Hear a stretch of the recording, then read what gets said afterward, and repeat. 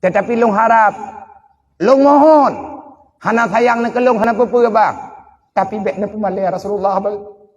Long amanah badron. Jangan buat malu Rasulullah. Malai taat Nabi Muhammad dengan wate ke mahkamah Allah.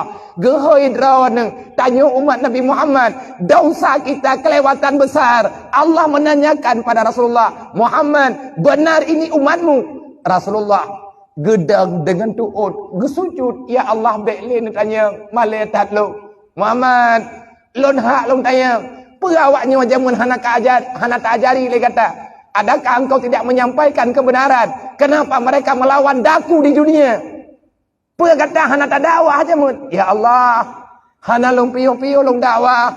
Tabe-tabe na long pegak. Tapi ya Allah, awaknya hana ipate gemau Nabi. Nah tudup Rasulullah bak malai ni. Bak getup malai kita yo. Gesuat suruban Rasulullah, gepedu atas ceng tengah huruf kiamat. Pakat untuk getup kesalahan umat.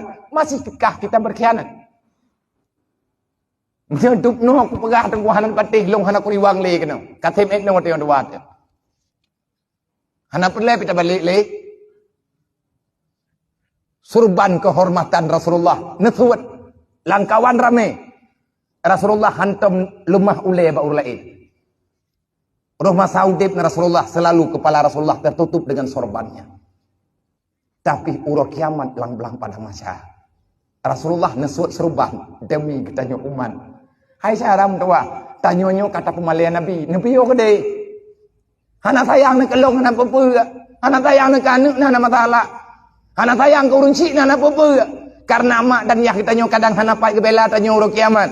Tapi yang bisa membela kita pada hari kiamat, tak ada yang lain kecuali hanya baginda Muhammad. Maka hentikan mempermalukan Rasulullah.